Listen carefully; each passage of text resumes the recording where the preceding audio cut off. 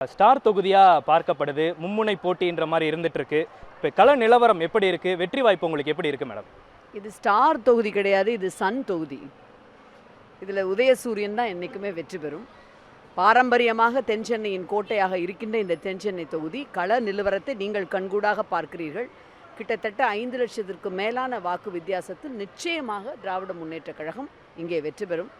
சுற்றி சுழன்று பணியாற்றி கள பணியில் நம்முடைய உடன்பிறப்புகளை உற்சாகப்படுத்தி எப்படி செய்ய வேண்டும் என்றெல்லாம் எங்களுடைய மாவட்ட செயலாளர் அவர்களும் உடனிருந்து எங்களுக்கு வழிகாட்டி கொண்டிருக்கின்றார். மக்களும் பெரும்பான்மை அளவில் நம்முடைய மாநிலத்தினுடைய திராவிட மாடல் ஆட்சி, முதலமைச்சர் அவர்களுடைய அந்த ஆட்சியினுடைய திட்டங்களை வரவேற்பளிக்கிறார். கடந்த முறை அதாவது 2014 நாடாளுமன்ற தேர்தலின் பொழுது இங்கே அதிமுக வெற்றி பெற்றிருந்தது. கடந்த 2019 நீங்கள் வெற்றி பெற்றிருந்தீங்க. அப்போ 2.5 லட்சம் வாக்கு வித்தியாசத்தில் வெற்றி பெற்றிருந்தீங்க. இப்போ எத்தனை லட்சம் வாக்கு வித்தியாசத்தில் வெற்றி பெற இருப்பீங்க? குறைந்தபட்சம் 5 லட்சம் வாக்குகள் வித்தியாசத்தில் நிச்சயமாக வெற்றி பெறுவோம். தமிழகத்தில் தொடர்ந்து பாஜக வளர்ந்து கொண்டே இருக்கு அப்படின்றத இங்கே இந்த தொகுதியினுடைய வேட்பாளர் தமிழிசை சவுந்தரராஜன் சொல்லிட்டே இருக்காங்க. பிரதமர் தமிழகம் வரும்பொழுதெல்லாம் திமுகவினருக்கு ஒரு ஒரு தூக்கத்தை கெடுக்குது அப்படின்ற ஒரு தகவலை சொல்லியிருக்காங்க. அதை எப்படி பார்க்குறீங்க மேடம்? யார் தூக்கத்தை யார் கெடுக்கிறாங்கிறது, எந்த மாநிலத்துக்கு போனாலும் தமிழ்நாட்டை பற்றியே பேசுவதும் திமுகவை பற்றியே பேசுவதும் பிரதமர் தான் திமுகவினால் தூக்கம் கெட்டியிருக்கிறார் என்பதை தெளிவாக மக்களுக்கு உணர்த்துகின்றது. இந்த பாஜக வளர்ந்துருக்கிறது இதெல்லாம் பார்த்திங்கன்னா கேப்பையில் நெய் வடிதுன்னா கேட்பாருக்கு எங்கே புத்தி போனதுன்னு ஒரு பழமொழி உண்டு. அது மாதிரியான ஒரு கதையில் ஒரு சின்ன காலை குன்ற இங்கே அவங்களால ஒரு சிறு அடியை கூட ஊன்ற முடியாது. அதே போல் தமிழிசை சவுந்தரராஜன் பேசும்பொழுது, நான் வெற்றி பெற்றால் இந்த தொகுதிக்கு நான் மட்டுமல்ல இங்கே இருக்கக்கூடிய ஒவ்வொரு மக்களும் என்பி தான் அப்படின்றத சொல்லியிருக்காங்க. எப்படி பார்க்குறோம்?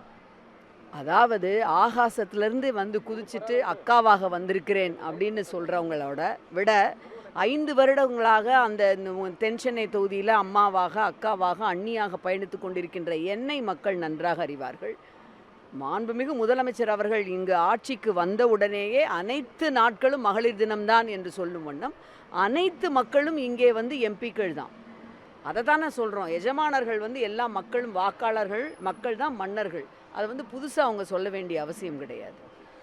அதே போல் அண்ணாமலை இன்னைக்கு என்ன சொல்லியிருக்காருன்னா, பிரதமர் மோடி ஒரு தமிழகத்தில் பிறக்காத ஒரு மரத்தமிழன் அப்படின்றத ஒரு சொல்லியிருக்காரு. தமிழர்கள் பிரதமர் மோடி இதை எப்படி பார்க்குறோம் மேம்? அப்படி என்றால் அவர் சமஸ்கிருதத்திற்கு 890 கோடி ரூபாய் கொடுத்துவிட்டு தமிழுக்கு ஒன்று கூட கொடுக்காதது ஏன்? தமிழ்நாட்டு மக்கள் துன்பத்தில் துயரத்தில் வெள்ளத்தின் பொழுது தவித்த பொழுது தமிழ்நாட்டுக்கு பறந்து பார்க்காமல் இருந்தது ஏன்? இப்போ சமீபத்தில் வானொலிங்கிறத மாற்றி ஆகாஷவாணின்னு வைங்கன்னு சொல்கிறது ஏன்? இந்த கபட நாடகம் எல்லாம் இங்கே செல்லுபடியாகாது. தமிழ்நாட்டு மக்கள் புத்திசாலிகள். அதனால் நான் அப்படி பறக்கணும் இப்படி பறக்கணும்னு தேர்தலுக்காக அடிக்கிற ஸ்டண்டெல்லாம் எங்கள் மக்களிடம் செல்லுபடியாகும். இந்த தென்சென்னை நாடாளுமன்ற தொகுதியில் மக்கள் பிரச்சனைகள் அதிகமாக இருக்குது. குறிப்பாக வெள்ள பாதிப்புகள் நேரத்தில் பொழுது நிறைய மக்கள் தத்தளிக்கிறாங்க அப்படின்றத இந்த தொகுதியின் முன்னாள் எம்பியாக இருந்த ஜெயவர்தன் குற்றச்சாட்டாக வைக்கிறாரு. தான் வெற்றி பெற்றால் இது அத்தனையும் சரி செய்வேன்றாரு. உங்களுக்கு பதில் என்ன மேம்? அதாவது வெள்ள பாதிப்பின் பொழுது எப்படி மாண்புமிகு முதலமைச்சர் உட்பட அமைச்சர்கள், நான் உட்பட அத்தனை பேரும் களத்தில் இருந்தோம் என்பதை அவர் வெளியே பார்த்துருந்தா தெரிஞ்சிருக்கும். வெள்ளத்தின் பொழுது கதவுகளை சாத்தி கொண்டு அறையில் உட்கார்ந்து கண்களை மூடிக்கொண்டிருந்தால் என்ன நடந்திருக்குன்னு தெரியாது. ஒன்றிய அமைச்சகத்திலே இருந்து அனுப்பப்பட்ட ஆய்வுக்குழு வெள்ள அந்த நிலையை நம்முடைய மாநில அரசு, மாண்புமிகு முதலமைச்சர் அவர்கள் மிகச் சரியாக கையாண்டார். 2வது நாள் ஏர்போர்ட் கிளியர் பண்ணிட்டாங்க. எந்த உயிர் சேதமும் கிடையாது. நீங்கள் நிதி உதவி தராட்டா என்ன, பேரிடர் நிதியிலிருந்து தரணும். அது தராட்டா என்னன்னு ஒவ்வொருவருக்கும் 6000 ரூபாய் நிதியை எங்களுடைய மாநிலத்தினுடைய முதலமைச்சர் வழங்கியிருக்கிறார். இது எதிலும் பங்கு வகிக்காமல் சும்மா வெற்று குற்றச்சாட்டுகள் சொல்வதை மக்கள் ஒருபொழுதும் ஏற்க மாட்டார்கள்.